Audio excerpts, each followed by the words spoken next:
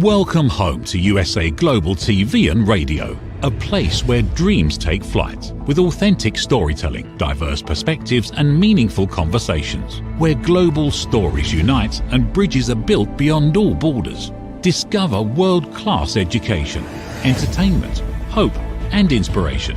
Together, we're building bridges worldwide. Subscribe to our channel, USA Global TV. Download our app, USA Global TV. Be our guest or join our team. Visit usaglobaltv.com. Thanks to our founder and executive producer, Dr. Jacqueline Kerbeck. Music score by Yeffy Tang from Cloud Road Music. Voiceover artist Mike Porter. Creative direction by Paul Garcia. USA Global TV and Radio, your home for global connection. All rights reserved. This video and its contents are the exclusive property of USA Global TV and Radio. Unauthorized use, duplication or redistribution in any form is strictly prohibited.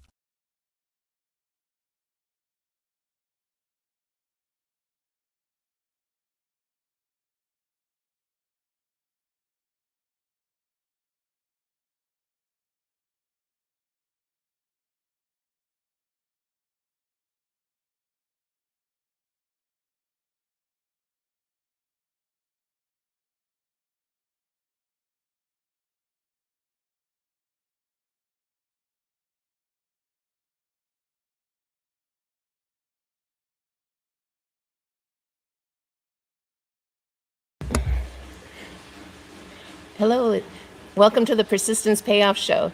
We're here on USA Global TV and Radio. I'm your host, Kimberly Schafer. This show is founded on the belief that our goals and our vision are the spark, and persistence is what brings those into reality. So I'm learning so much from talking to different people about their experience with persistence in their own professional lives and in their personal lives.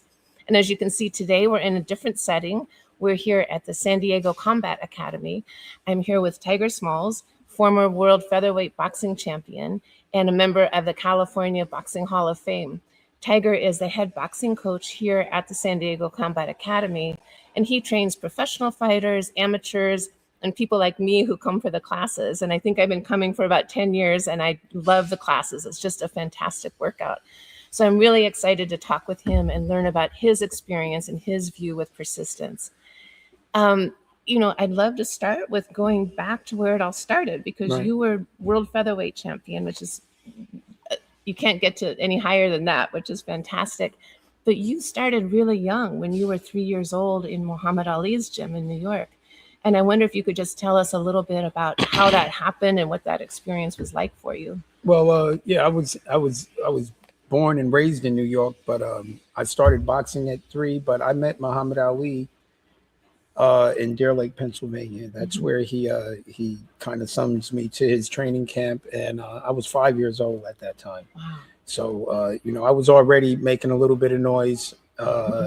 Being between 3 and 5, I was already in a little bit of publications, Newsday, Daily News, Right On magazine. I was in a few magazines, and he saw me, and he wanted me to come and train with him. So that was pretty cool. It was a great experience. Yes. How long were you there?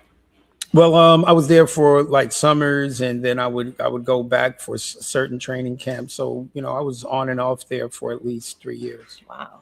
Wow.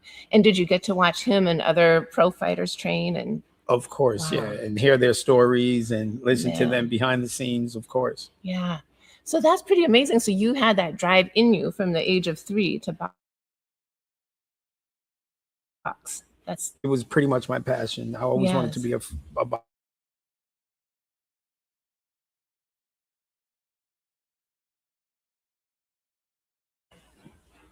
Sorry, I think we lost the signal there and we're back. So you were saying that you've always had that passion to be a boxer and a fighter.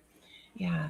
Well, and so you had a really impressive amateur career. So I think your record was 92-11. So you didn't lose too often as an amateur. Right. And I'm curious to know, the few times that you did lose, what was your self-talk to get yourself back at it and to not give up? How did you keep on getting back in the ring, literally? I for some reason, when I did lose, there were some times that I lost, but I thought that I actually won.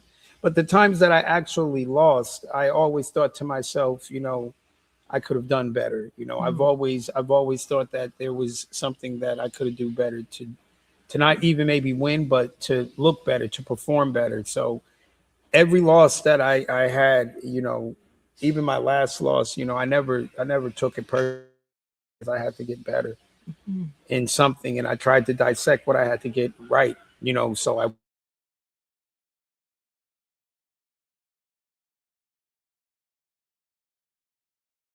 but there we go. Sorry.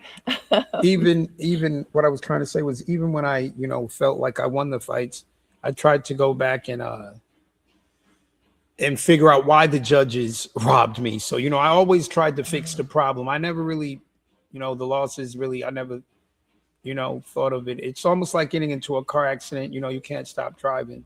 Yes. You gotta now be alert for the things that, can cause an accident from personal experience, I would assume. So that's what I did. I find that that's really a gift to be able to do that and not just beat yourself up, right? Because I think people can go down a rabbit hole of, I'm a terrible fighter, I messed that up, I'll never be able to do it. And then it's really hard to dig your way out of that. But I think you being able to look at it that way of like, what do I need to do better to improve is really, that's very powerful. And I would imagine that also translates into your coaching now. Like, you're coaching pro fighters, and do you use that same technique with them when they lose and maybe they're feeling discouraged? Right? 100%. Even when they win, I think it's always about getting better, because like we talk about persistence, it's a fine line between persistence and insanity. You know what I'm saying? That's true. So if you're not trying to get better, then it's insanity. You know what I'm saying? So, Yes. Persistence, but getting better, building, rising, getting better. So, persistence is very important, but you've always got to be getting better. Even when you win, you have to get better. So there's a lot of times when my son or even my fighters have won fights and it still was a quiet ride home because I'm upset because they didn't do the things that we needed to do, or what I wanted to see for them to get to the next level, to prove to me that they are getting better. That makes sense. Yeah, that makes a lot of sense. And when I heard an interview once with a Navy SEAL who was talking about how they can tell or predict who's going to make it through the SEAL training, which is so difficult. And he said, it's just a look in the eye. It doesn't have to do with their physical abilities. It's a look in their eye that tells them who's going to get through. And I'm wondering if you see that same thing in your fighters, or do you have a way of, like, when someone comes to you and wants to train with you, what are the factors that make you willing to accept them? Well, the eyes never lie, but I don't. In the case of me looking at a fighter, I really don't look at it from that. I just look at how they can retain the information that I'm giving them, how they can retain it, and persistence. Goes along with constantly doing something, just not when people are looking. Yeah. You know what I'm saying? So you have to do it all the time. Like, if I could tell if my fighter is taking this home with them, you learn more at home when the coach or your teacher is not down your back, but you're able to study at home and at your own pace and try to collect everything that you've learned in school. Then you apply it at home, and that's why you got to do homework. So I can tell if you're doing homework or if you're just coming here, to just, do it while you're here. That makes sense. That makes a lot of sense. And your son, Prince Tiger Smalls, was a professional fighter, and you trained him. And I'm curious to know what that experience was like for you, both as a coach and as a father, training your son. Nerve-wracking. It's nerve-wracking. Having your son go in there is, you have absolutely no control of the outcome because you're not getting in there, and fighting yourself. But I think I was more nervous for every one of his fights than I ever was for any of mine, and he proved himself. He kicked ass. He did a lot of good things, but yes, I was nervous before every fight. Yeah. So Oh, I can imagine. And now he's a coach and a trainer and doing a great job. So He teaches the kids here. He also teaches 6 a.m. here. They got the breakfast club. And yeah, he's doing very well. Very well. He's a great coach. I think he's a better coach than me. He's more patient. He's more patient. well, I think you're both great coaches. So I yes. Yeah. Another question I have is, sometimes when people, so you had a great professional career and a long one, and you won many awards. And sometimes we see with professional athletes, it's hard for them to decide when to retire. Like we saw that with Michael Jordan, for example, who kept coming back.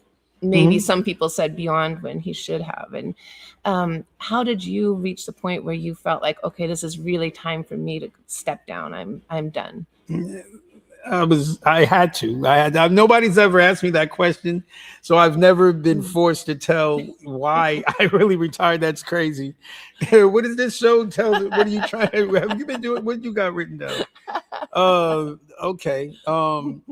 I retired because of my eyes. I was I never had a plan B. As a matter of fact, I'm going to be I'm writing my book, and that's the name of it. It's No Plan B. And I never really I wasn't going to become a trainer or a gym owner or any of that. That was never in my plan. My plan was just to fight.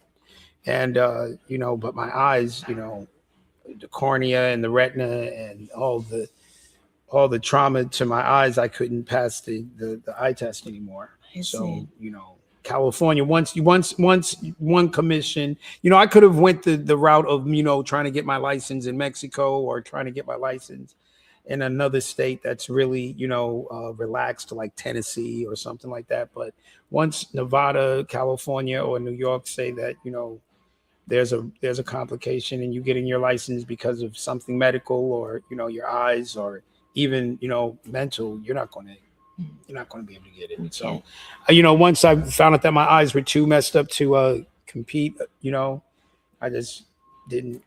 I retired. I had no choice, to be honest. Yeah. Yeah. So we all go to the point, I think, of no return. I think we all go there. Yes.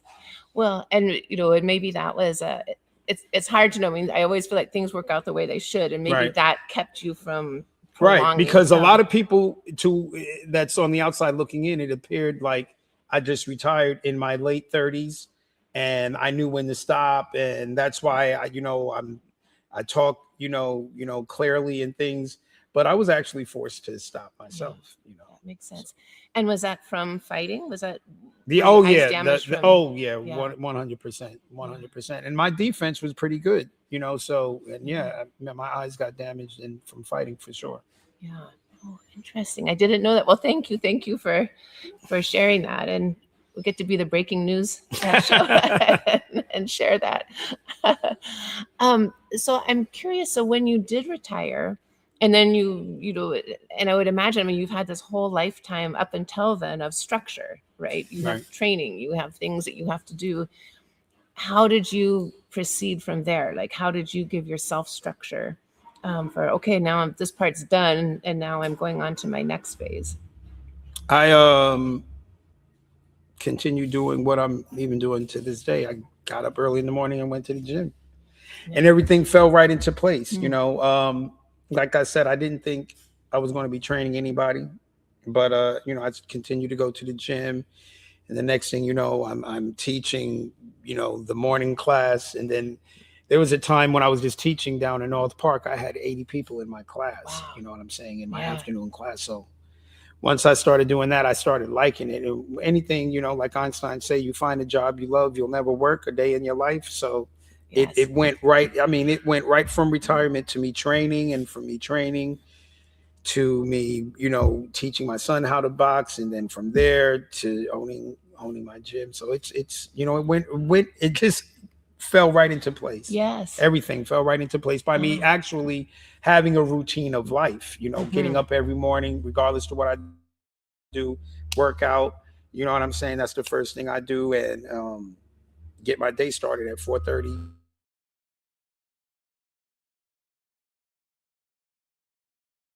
camera again. There we are. We're back. I'm sorry. I don't know. We're kind of going in a little bit in and out. So apologies about that. But hopefully you're able to hear the audio when that happens. So, and one of the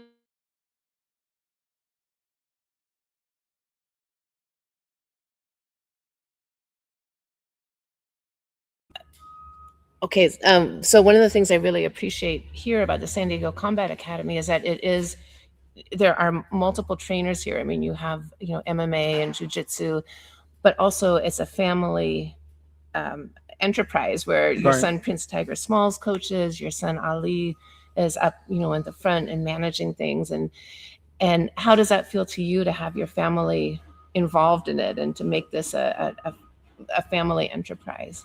Oh, I feel safe. I feel safer because before, having, Ali here, the people that was working the management was, kind of, taking things off the top, and, I couldn't, structure things the way that I wanted to. So with me having, my sons here and family here, and even the coaches that I have with me, we are family. So I feel safe. Yes. I can imagine. And I would say as a member, it's also a really nice feeling. Like it makes it a warm environment. It's a family environment. And I'm curious to know, going back to your time at Muhammad Ali's gym, and if you left there when you were, 8 or 9, did you stay in contact with him? Yeah, of course. I mean, every now and then, I'm trying to remember, how old was I? I think I was like 14, and they wanted to surprise him. He was in New York, and he was doing a talk show, and they invited me to surprise him while he was there. Mm-hmm. And it was so great. It was great to see him. And yeah, that might have been the last time that I seen him. But between like 5 and my early teenage years, yeah, I was staying in contact with him. Yeah, I can imagine. Well, I'm sure he was thrilled to follow your career and see what was happening. And boxing is also known as the sweet science. Right. And I'm wondering if you can tell us why. Why is it called a sweet science? Well, because there's a difference in art and science, and and art can be, in my opinion, interpreted, because you have an artist that can throw this paint on the canvas, and that's what I would, describe it as, where you'll have somebody else look at all these different contrasts and explain how beautiful it is, whereas science, it is what it is. It has to be precise. It has to be correct. So there's certain things in boxing that don't make it an art, where you just can't interpret it. There's certain things, regardless to what style you have, whether it's boxer, puncher, or just puncher, whether you're, the aggressor or the retreater, there's certain things that you're going to have to do to stay safe in there. At the end of the day, it's still self-defense. So there's certain defensive things that you got to know how to do, whether you do it differently or not. That's why it's a science. You could do things differently, but it has the same result because you stuck to one certain kind of what is it? Would we call it like a strategy? You know what I'm saying? Like, you have to be behind your shoulder if you're going to get away from the right hand, or you're going to have to. As a matter of fact, I'll give you something. Not even behind your shoulder. You have to protect this void right here. So whether it's here, or here, you know what I'm saying, or here. So it's like, it's a science. This is the void that needs to be filled mostly, at most times, for those straight punches and for the effective punches. Of course, the hook will be coming around here, but these are one of the most, this void. And a lot of people don't know that they're just right here, but they're not realizing that void here, or here. It's the same thing, but it's a science. You know what I'm saying? Yes, ma'am. Yes. Oh, that makes sense. Thank you. That makes really good sense. And one of the things that I've noticed, and because of the gym environment here, we get to interact with the professional fighters sometimes, and the amateurs. And but what I find is that there's actually a really niceness that I find to the boxers. Like, it's almost like everybody, they get it out in the ring, right? But they're just like really humble and really nice people outside of the ring. And I'm wondering if you feel that also. Yeah, of course, because we're fake. Yeah. They're killers, man. They're killers. Are you serious? But I mean, what I mean by fake is, there's a certain part of humility that, you don't want to really get into any problems. But I try to tell that to most of my fighters that I feel lack the killer instinct, that they can't be as passive as they see fighters in public. That's how they are in public. But once you get in that ring, you have to turn on that switch. Yeah. You have to have it in you. So I like to tell people, don't believe that it's not in them, because it's in them. That's why they fight. The humility and the the niceness, I think it comes from the fact that they don't feel threatened. So they're going to be nice. But if they feel threatened, you'll see something different. Yeah, that makes good sense. That makes really good sense, because I see them get in the ring and I see that. Oh yeah, they're going to turn killer. of course. Yeah, that makes really good sense. And I'm curious to know, like, do you maintain like a balance of like, I'd like to have X number of pro fighters that I'm training and Y number of amateurs, or is it more just how things evolve in any moment? I'm just letting it go the way it goes. Whoever. I'm not looking for any fighters, and I'm not turning away any fighters.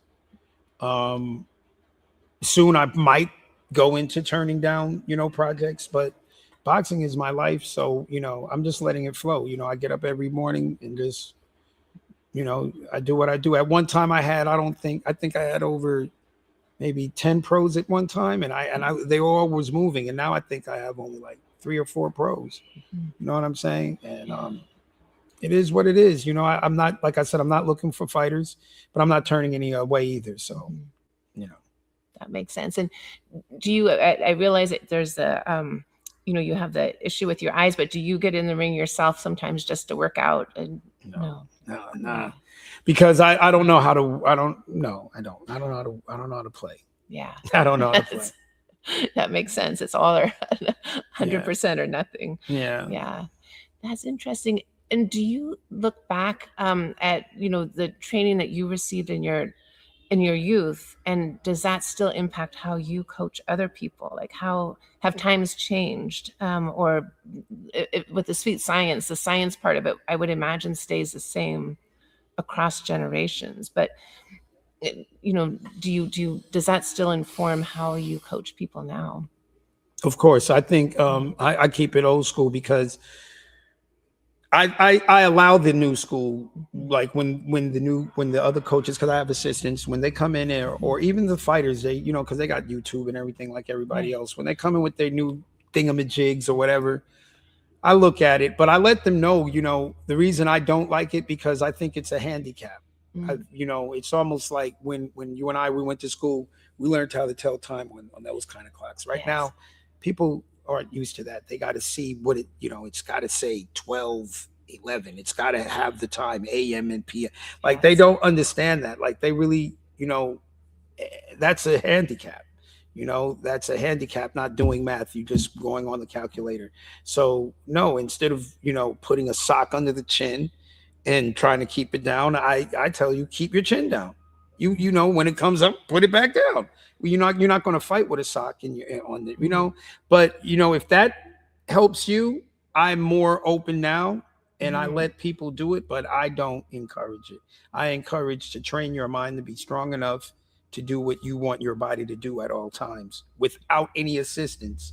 You know what I'm saying? That's why I'm in love with the methods before Gatorade and Nike, when guys used to run in their church shoes.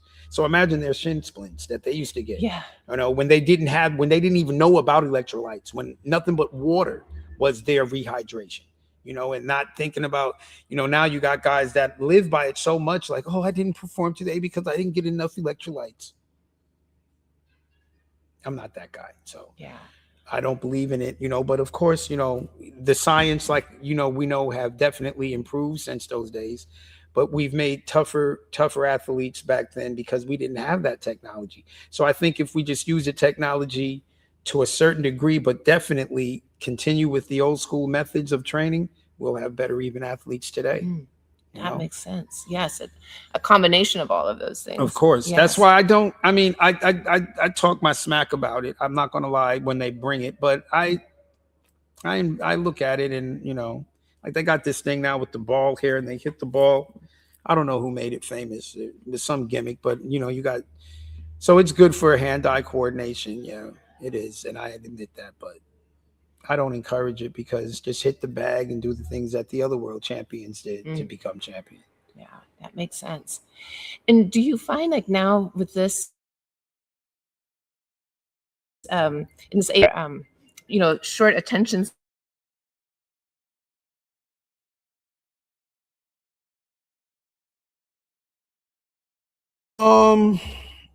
Yes, yes.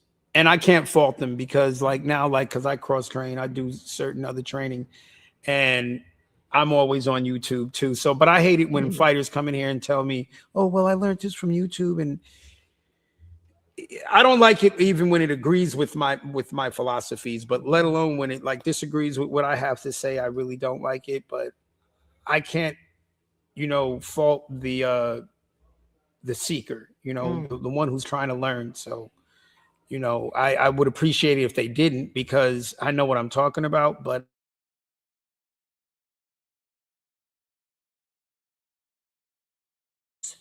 That makes really good sense. And so with the gym here, are you planning to open other chapters of it, or other facilities? I was thinking about it, but I want to get this a little bit more. I think it's not complete. I might want to add another ring here. We're doing. We got a little bit of the streamers. They come in here now and train. So I'm trying to get this one more before I try to franchise it. I'm trying to definitely get this one more popping. It's popping, but I want to get it bigger. You know what I'm saying? And a little bit more members. We got a lot of members, but I even want more before we branch off. Because I do have a lot of assistants where I feel like one day we can branch off, but for that to happen, I'm going to have to find a lot of coaches. I'm going to have to find more jiu-jitsu coaches, more judo coaches, more Muay Thai coaches, because we can't wear ourselves thin, Yeah, well, that's true. And also here at the gym, you have pro fighters in those fields. Also, you have some pro MMA and jiu-jitsu fighters here. So, I mean, it's really impressive, what you've built. And I'm curious to know, like, are you, there's this new thing now with boxers with like movie stars wanting to get into the boxing ring, and I think it's Jake Paul or somebody. I mean, what is your view of people who are not trained boxers, picking it up late in life and giving it a shot? I mean, why not? I mean, it's one of the only sports that you can do it. No one could just wake up and, think they're going to play in the NFL or in the NBA or even, in the MLB. You're not going to do that, right? So you can. I actually know Jake and his brother, and they really train hard. They've been training hard for years with real fighters. They brought in people like me. They brought in people like Shannon Briggs, Shane Mosley, and a lot of other star trainers. So they are serious about what they're doing. I think it's good for another field of boxing because it has its own audience, but I think it's good for boxing. I think it brings the attention on boxing, so why not? And like I said, it's one of the only sports that you can do that. Like I said, there's no way you can do that in any other sport. You're not going to just say, what, I'm going to train to play football. It's not going to happen. So yeah, so why not? And it's good attention for boxing. Yeah, absolutely. And I feel like just from the bits that I've done, it's like I feel like that training helps you in other parts of your life. So not everybody's going to go on to be a pro fighter or even an amateur in the ring. Right. But I think that there are elements of boxing and the discipline that translate into the rest of one's life that are really important. And I know you have a very active kids program here. Oh, yeah. And I was thinking, here we're talking about you being in Muhammad Ali's gym when you were young, but these kids are going to be saying, I trained in Tiger Small's gym. and so it's a nice full circle moment, I think, for them. And to have that opportunity and to be here. I think about that every now and then. Because I remember, I look at the kids and I remember going to the gym when I were their age and looking at the trainers, the old grumpy men, and and how they were cool, still kind of cool with me, and and I said that to myself. I said, I wonder if these kids are going to remember, like, Tiger was yelling at this guy, but he was cool with me. I wonder if I do. It is, like you said, full circle. Yeah, it is. It is very much so, and I'm sure they will remember it. I'm sure of that. And I'm curious to know. Now, I mean, you still have a lot of things going on and you're doing a lot. So I don't mean this as a final answer, but just at this point, when you look back, over the things that you've accomplished, are there one or two things that you feel the most proud of? That I've accomplished? Well, I think the biggest thing that I've accomplished is that I have 7 kids, and all of them are grown now, healthy, never been to jail,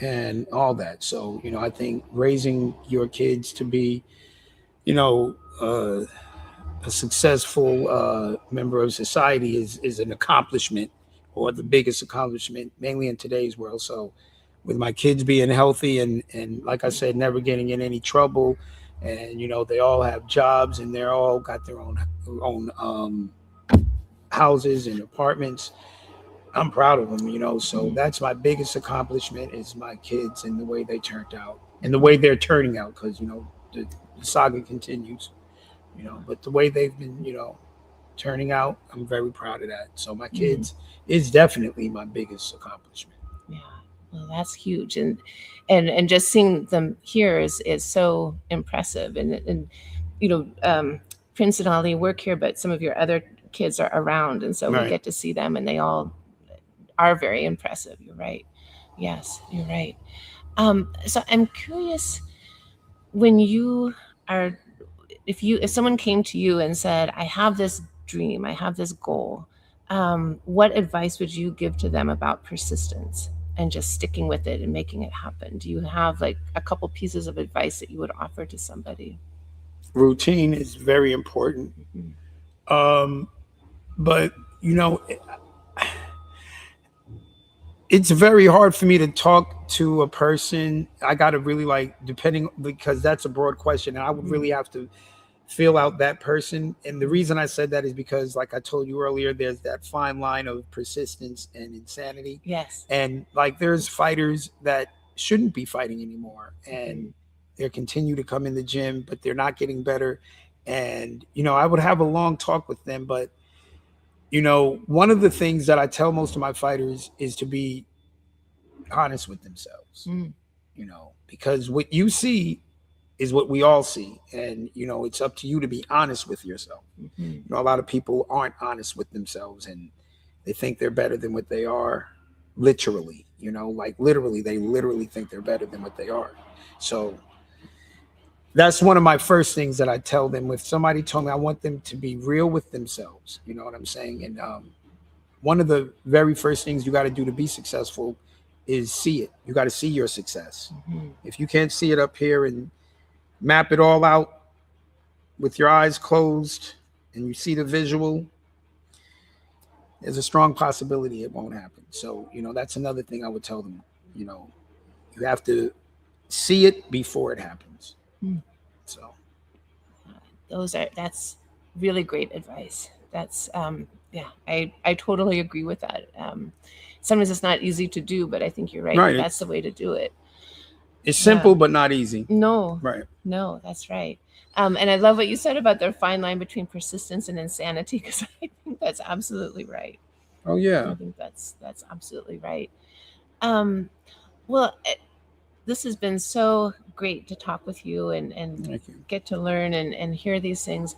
I'm wondering if you could share with us how people, if they want to connect with you in San Diego, or if they want to connect with you more broadly on Instagram or on the internet, how can they find you?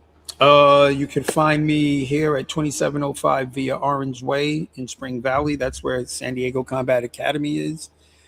And you could also, on my social media, is Tiger Smalls. All of them at Tiger Smalls for Instagram and for TikTok. Okay. Yep. All right. Super. Well, I end every show with a quote about persistence. So I picked one from Muhammad Ali today, and I think it also fits perfectly with what you were saying. And the quote from Muhammad Ali is, champions aren't made in the gyms. Champions are made from something they have deep inside them, a desire, a dream, a vision. And I think that ties perfectly with what you were just saying. About the vision. Yes. Too, right? You have got to to have see the it. vision. You have to. Yeah. And that's how it comes true. And so I'm so grateful. Thank you so much. Thank you. And I'm here every other Tuesday at 12 o'clock with the Persistence Payoff Show, 12 o'clock Pacific time, and you can watch anytime on YouTube. And I'd like to thank Dr. Jacqueline Kerbick and USA Global TV and Radio for this opportunity. So thank you so much. Listen, babe, now, listen, babe, now. Listen, babe, now, listen, babe, now. Listen, babe, now, listen, babe, now.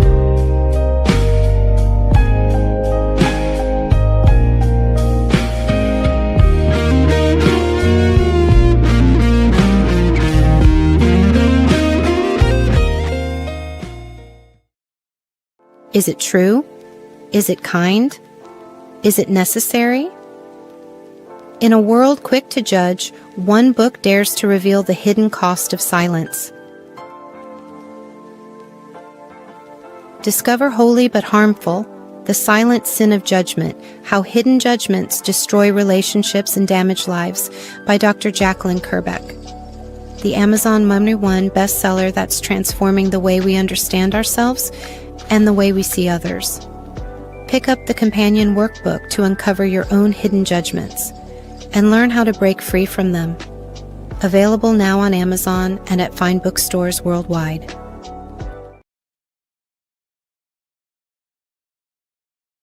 Ever dreamed of hosting your own TV show, sharing your story with a global audience? Now's your chance to shine.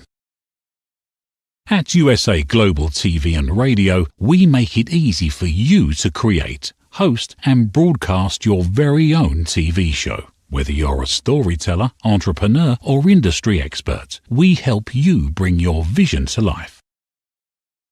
With our exclusive interview, live streaming, and podcasting training, you'll gain the skills and confidence to captivate your audience. Our global platform ensures your voice is heard worldwide. Join our community of creators who are already making an impact, one show at a time. Step into the spotlight. Host your own TV show on USA Global TV and Radio. Book your discovery call today at usaglobaltv.com.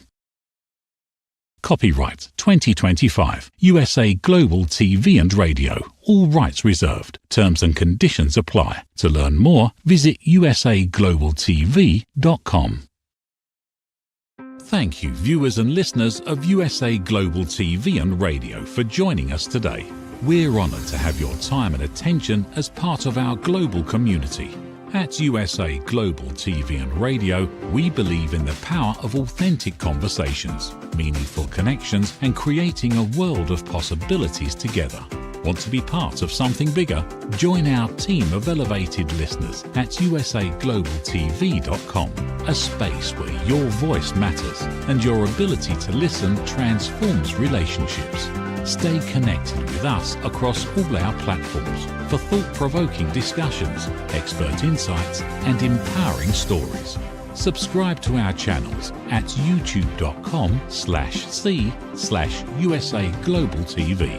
Follow us on social media and explore the endless opportunities we're creating for growth, learning, and inspiration.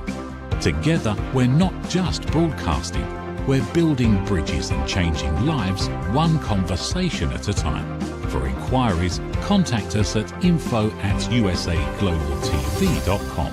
Music by Johnny Dies. Produced by Executive Producer and Director Dr. Jacqueline Kerbeck.